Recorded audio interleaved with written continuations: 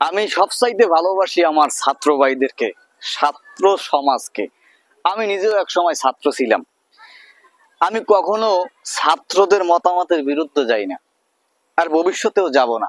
কিন্তু আমার কিছু কথা আছে, যারা বর্তমানে ছাত্র ভাই আছেন, যারা ছাত্র সমাজের নেতৃত্ব দেন, আপনাদের সব সময় একটা জিনিস মনে রাখতে হবে, একটা জিনিস মাথায় রাখতে হবে, সেটা হচ্ছে ছাত্র সমাজ হলো জাতির বিবেক।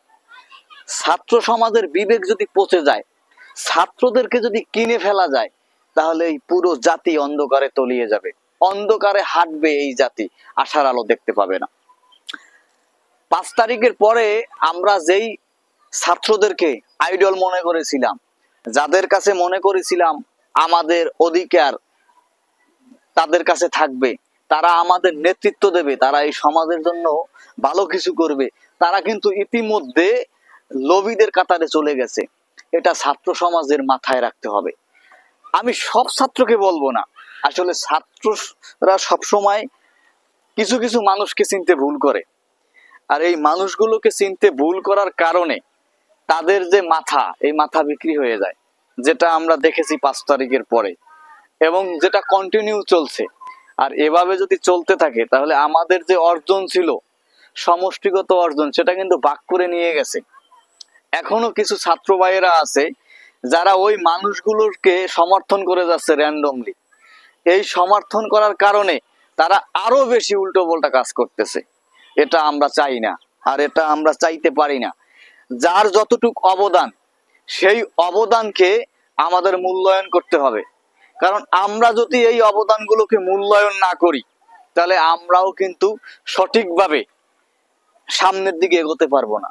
তাই অবশ্যই মাথায় রাখতে হবে আমার ছাত্র সমাজকে, আমার ছাত্র ভাই বোনদেরকে, যে আপনাদের কাছে আগামী বাংলাদেশ অনেক কিছু প্রত্যাশা করে। আমরা লেখাপড়া করেছি, লেখাপড়া শেষ করেছি, আমাদের কাছে মানুষের যতটা প্রত্যাশা আছে, তার চেয়ে ছাত্রদের কাছে, ছাত্র সমাজের কাছে অনেক বেশি প্রত্যাশা। সুতরাং প্লিজ ছাত্র সমাজ, আপনারা বিক্রি হবেন না। আপনারা চিনে নিবেন কে ভালো, কে মন্দ, কে সত্যিকারের দেশপ্রেমিক।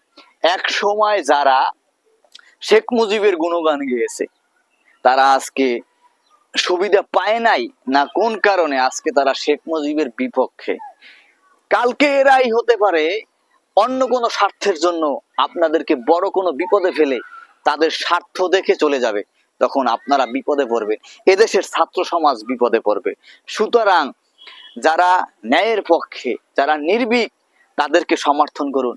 মিডিয়া থাকলে 50টা আমার সামনে, মাইক্রোফোন থাকলে সামনে হাজার হাজার জনতা থাকলে আমিও হয়ে যাব নেতা, আমিও হয়ে যাব ভাইরাল পারসন, আমার কথাও পাবে সমান গুরুত্ব।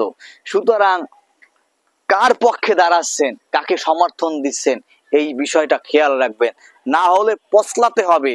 আপনার যে পরবর্তী প্রজন্ম আসতেছে, তারা আপনাকে বিবেকের কাঠগড়ায় দাঁড় করাবে। কারণ আপনি যা বলছেন, যা করছেন, এখন অনলাইনের যুগ, সব রেকর্ড হয়ে থাকছে। আপনার পরবর্তী প্রজন্মে যেটা দেখতে পাবে এবং আপনার দিকে আঙ্গুল তুলবে যে তুমি সঠিক করো নাই। সুতরাং ছাত্র সমাজকে অবশ্যই ন্যায় এবং সত্যের পক্ষে থাকতে হবে। কে লোভী, কে লোভী না, তাকে চিনতে হবে। ভালো থাকুক ছাত্র সমাজ, ভালো থাকুক বাংলাদেশ। আল্লাহ হাফেজ।